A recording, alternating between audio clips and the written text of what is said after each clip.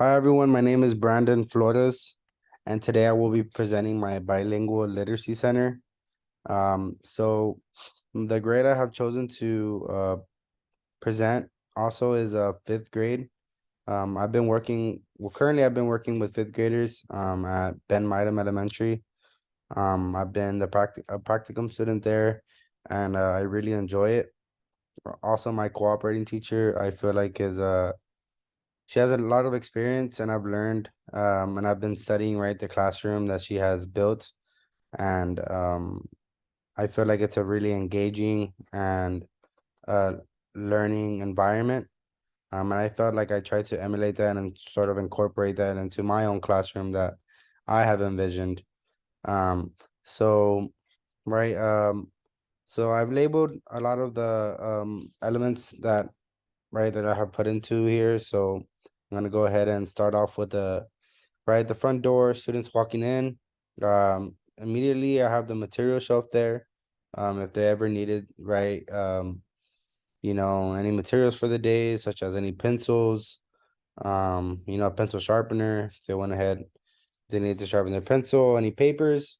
Um, and I didn't label it there, but I went ahead and uh put a trash can and a clock. That would go all right beside the bulletin board. The bulletin board, right, would include simple things such as the calendar, um, right, the date, maybe any papers they may have missed. I know students sometimes lose their work, so I would go ahead and put any extra papers there if they needed to pick up homework for that week, or anything that was due. Any important reminders, right, for anything coming up, any events. Right next to it, I put the whiteboard. That would mainly the main purpose of that would be to, for me to go ahead, and if I wanted to have a teacher-centered instruction, I would go ahead and be right there by the pedestal. Also, right, if anything I wanted to present on the projector, it would also be right there by the whiteboard as well. Um, um, so currently in my cooperating teacher's classroom, she has a pedestal there, where she can sit on, and instead of being at her desk, she'll go ahead and be, right by the whiteboard or the projector. So students don't have to lose their attention and turning to her desk and then the whiteboard. I think it's really convenient. So I went ahead and, use that. The teacher's board would mostly be for my use. And also there's, um, showing the students your certifications, your accomplishments. I think is really important. I would also use that to maybe put any pictures of myself, on my background, my culture, so that way students get to know a little bit about myself, and they can sort of get an idea of who I am. Um, my desk I put it in the corner of the room to sort of be away from the students in a sense where they don't feel like I'm you know micromanaging them, or I'm sort of over their heads all the time. I want the students to engage in their work, without me really being right next to them. Of course, if they ever need help, I would go ahead and be walking around, or they can go up to my desk.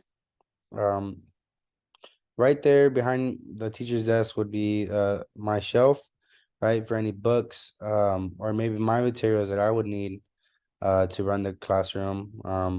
Books would include such as, for the material, any activities, right, or for the STAR test. Um, that would be there in that teacher's shelf. Now the whiteboards that are right there, that would be more for the students to engage with. Of course, I would be using it as well to maybe, write down some activities. But mostly, I would, for students that, don't work well with just a little sheet of paper, I would encourage them to go ahead and use a whiteboard so that way they see everything right in front of them. Or if students want to go ahead and teach themselves, right? I know some students, not all students are in a ESL classroom or in a bilingual classroom. Not all students are really fluent with English. So if some, you know, felt like if they wanted to communicate with their peer, they can go ahead and write and they'd be able to share that with themselves. So the other side of the classroom would be the technology area right over here.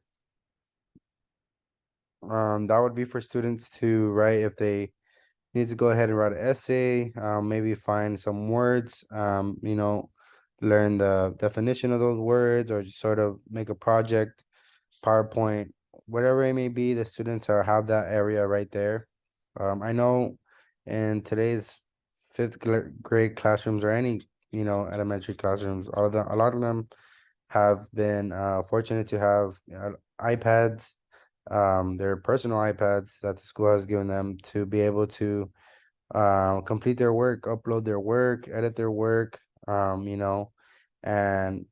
for me, that would be really helpful for students, that do not know English at all. That would allow me to go ahead and, you know, translate that work for them via, right, whether it be like through now I know they have Seesaw now. That would allow me to upload that assignment in their language, as they improve and in their English. I put some lights there as well, for students in the back, they don't get all that darkness. They also have some light there to go ahead and um, perform their work. Um, Finally, the last area that I have here for the children would be the reading and interaction area.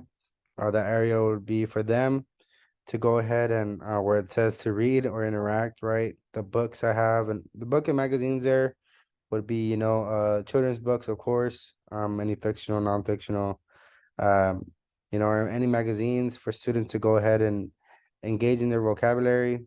Um, or if they don't want to read, they can go ahead and, sit down in the beanbag chairs that I have put there and just go ahead and interact. I feel like interacting would be the best way for students to learn another language and sort of build that camaraderie inside of the classroom. Um, so the arts and crafts and storage area would be for any arts and crafts, right? Any glue, coloring pencils, um, they could go ahead and store there. The sink, it's not labeled, it must have erased, but I have it right here, right? For any sanitization that they need after the arts and crafts, they can go ahead and do that right there. And finally, for the decoration cabinet, that would be more for my use. I know teachers need to keep up with the theme of their classrooms, via, whether it be the calendar that they need to update, or anything, the theme around the room, right? Whether it be Christmas, put up a tree, that would be for that right there. So I think the arrangement, well, the five keys, I think I have implemented them, right? The avenues aren't stuffed, right, with any objects, impeding them for the student to walk around the classroom or through them. Um, right. I feel like also that the the way the classroom set up, it will help the students improve, and it will help them meet their goals of getting better, and learning the English language because they all are right next to each other. They will be having to interact, whether they like to or not. They will be having to interact, and um, I think I have made it fun for them because right, I have included a lot of their sort of cultures and backgrounds into the classrooms, whether it be in the bulletin boards that I have put around the classroom.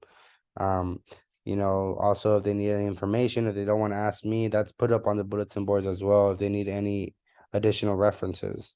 Um, where I have placed myself, I think it's very well known. The students were able to see me. There's no wall in front of me. I haven't put any objects to where I can't see them and they don't know where I am. Um, you know, um, the whiteboards, right? Also very easy to see. I made sure that the students do not have anything in their way to where they can go ahead and, with a simple look at their eyes or turn their head, they'll be able to see that information. And finally, the materials, of course, I had mentioned it, all that is accessible to them. And I think that this classroom will be a great learning environment and also an interactive one. So that was my presentation on my bilingual literacy center. Thank you.